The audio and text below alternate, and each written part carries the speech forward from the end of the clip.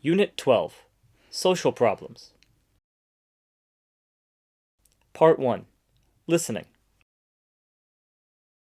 Long conversations. Conversation 1.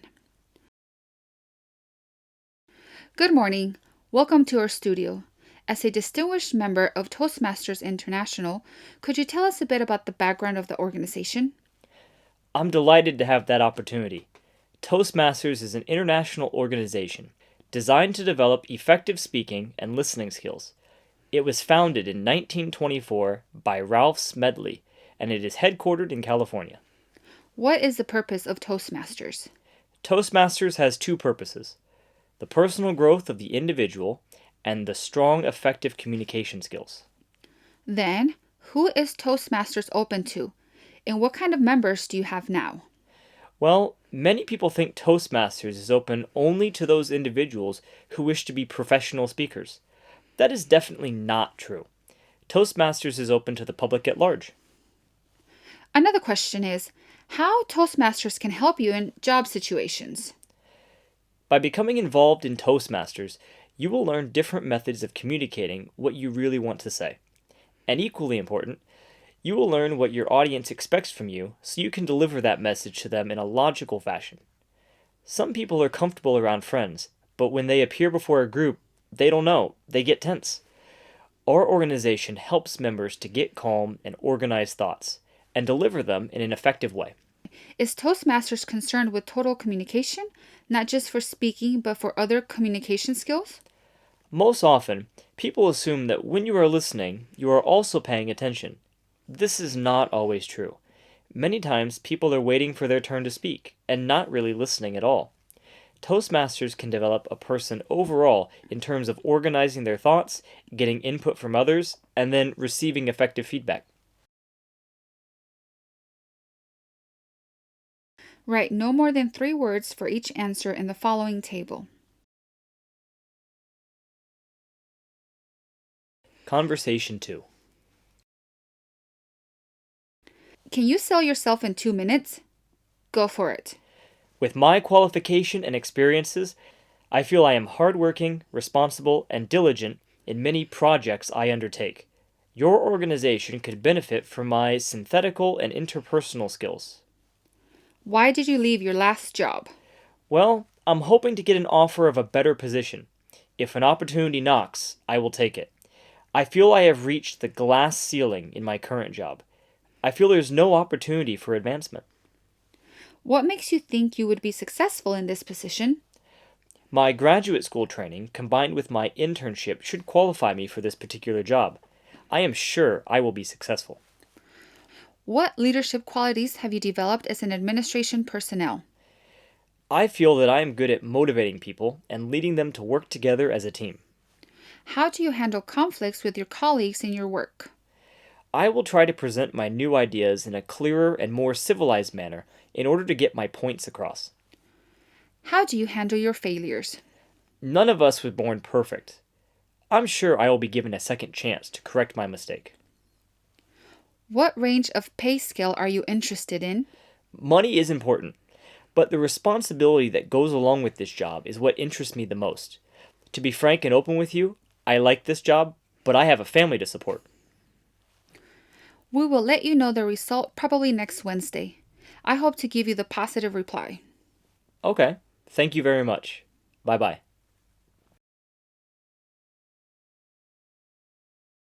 Complete the following sentences by using the exact words you have heard from the conversation or your own words. Passages. Passage 1. At work, as in life, attractive women enjoy a lot of advantages. Studies have shown that they are more likely to be promoted than their ordinary-looking colleagues. Because people tend to project positive traits onto them, such as flexibility and calmness, they may also be at an advantage in job interviews. The only disadvantage to hotness is having to fend off unpleasant male colleagues. But research by 2 Israelis suggests otherwise. Bradley Ruffel at Ben Gurion University and Ze'ev Sterdiner at Ariel University Center look at what happens when job hunters include photos with their curricula vitae as their norm in much of Europe and Asia. The pair sent fictional applications to over 2,500 real-life vacancies. For each job, they sent two very similar CVs, one with a photo, one without. Subjects had previously been graded for their attractiveness. For men, the results were as expected. Handsome men were more likely to be called for an interview if they included a photo. Ugly men were better off not including one. However, for women, this was reversed. Attractive females were less likely to be offered an interview if they included a photo. When applying directly to a company, rather than through an agency, an attractive woman would need to send out 11 CVs on average before getting an interview, while an equally qualified plain one just 7. At first, Mr. Ruffle considered what he calls the dumb blend hypothesis, people assuming beautiful women to be stupid. However, the photos have also been rated on how intelligent people thought each subject looked. There was no correlation between perceived intellect and good appearance. So the cause of the discrimination must lie elsewhere. The staffs of human resources departments are mostly women. Indeed, the Israeli study, 93% of those responsible for selecting whom to invite for an interview were female. The researchers' unavoidable and unpleasant conclusion is that old-fashioned jealousy led the women to discriminate against pretty candidates. So should attractive women simply attach photos that make them look ugly? No. Better, says Mr. Ruffle, to discourage the practice of including a photo altogether. Companies might even consider the anonymous model used as the Belgian public sector, where CVs do not even include the candidate's name.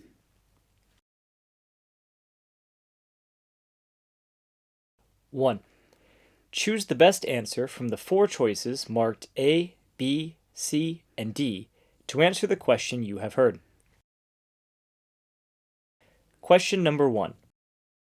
According to previous studies, which of the following statements is not the advantage attractive women enjoy?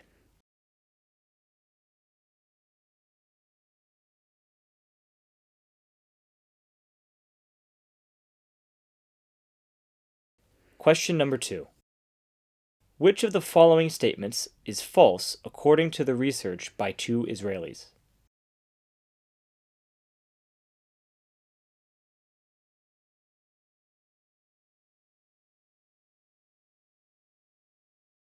Question number 3. What is the cause of the discrimination against attractive candidates in job interviews?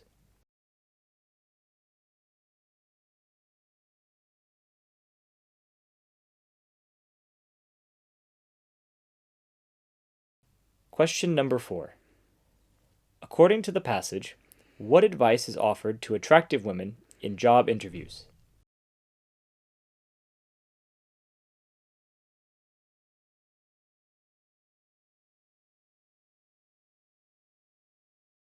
Question number 5. What is the speaker's attitude towards attractive women in job interviews?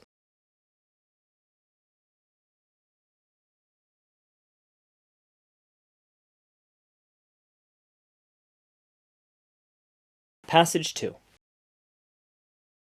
Mary Schaefer is unemployed. She's searching for a job, like many of the 81 million other young people out of work worldwide.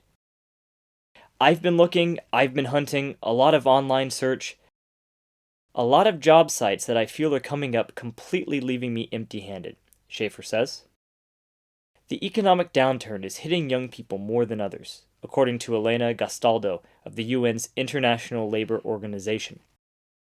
In these days, young men and women are 3 times more likely to be unemployed than their older counterparts, Gastaldo notes. In developed countries, like here in the US, nearly 1 young person in every 6 is unemployed. But as the report shows, youth unemployment is a global problem. It affects all types of economies in every region of the world. Young people in the Middle East and North Africa have the highest rate of unemployment. American University professor Diane Singerman says the explanation is simple. There is a youth bulge in the Middle East, which means that a very high percentage of the population is young, Singerman explains. In Egypt, the most populous country in the Middle East, the government used to guarantee jobs for all college graduates, but no longer. Many of its graduated are not sufficiently qualified for the private sector jobs that exist. Gender also plays a role in the Middle East. Fewer than 1 in 3 young women there is employed, even though women are generally more educated than men. The idea is that women should be educated, but they should be educated to take care of their children, explains Singerman. Gastaldo says the outlook for young people all over the world is bleak. Young people, particularly in times of crisis, are the last to be hired and the first to be fired, she says.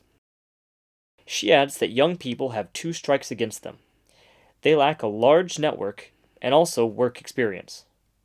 Mary Schaefer says young people should be given an opportunity to get the experience employers are looking for. It's incredibly annoying. It's incredibly frustrating, says Schaefer.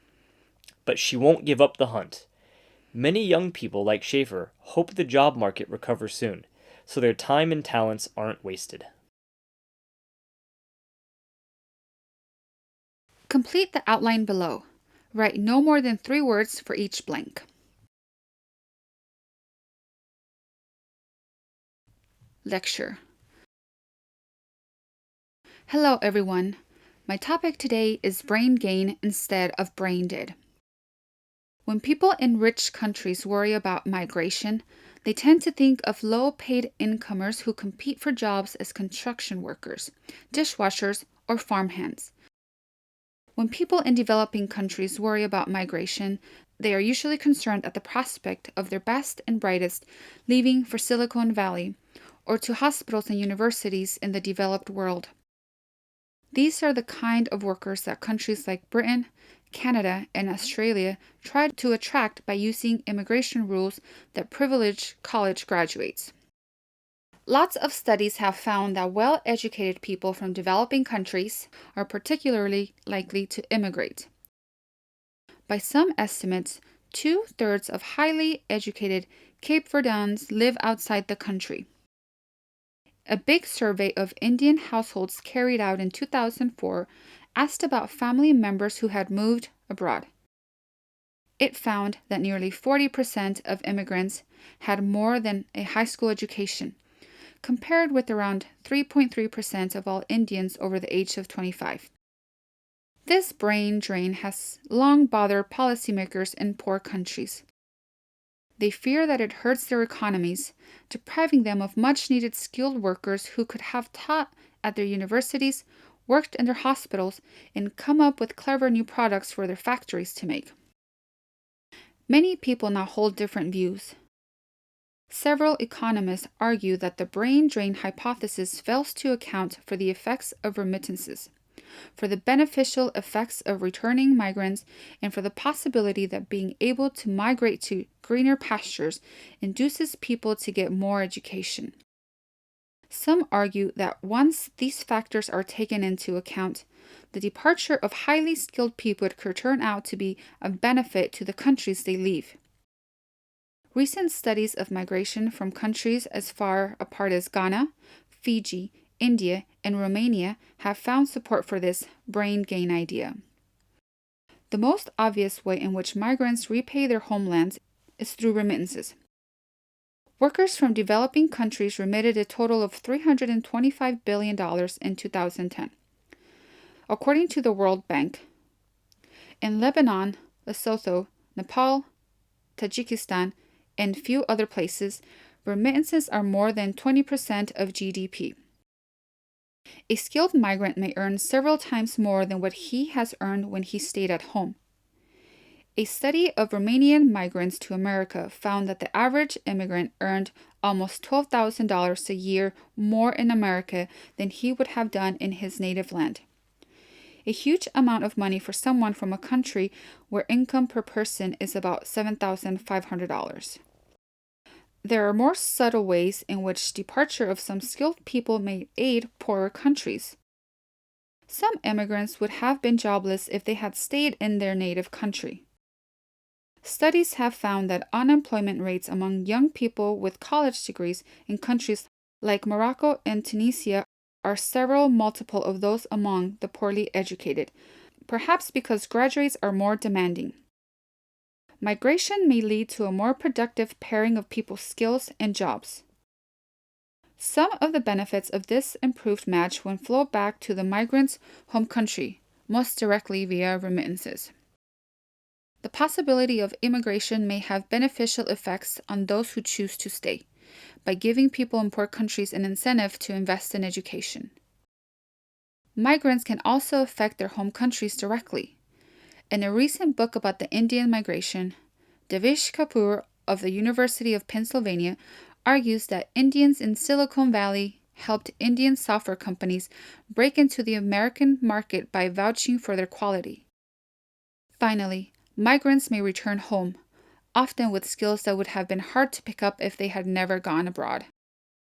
The study of Romanian migrants found that returnees earned an average of 12 to 14% more than similar people who had stayed at home. Letting educated people go where they want looks like the brainy option. 1.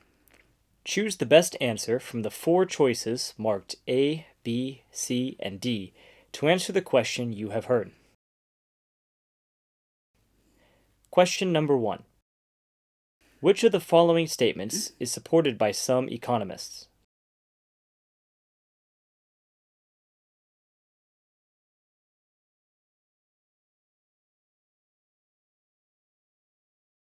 Question number 2.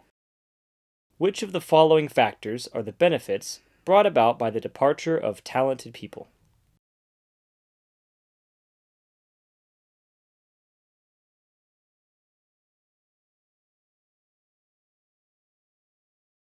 Question number 3. How does migration affect their home country indirectly?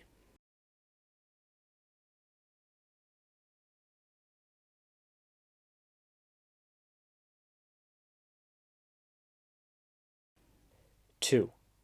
Use your notes to decide if the statements below are true or false. Write T for true or F for false. Correct the false statements. 3. Fill in the blanks to complete the notes according to the information you have heard.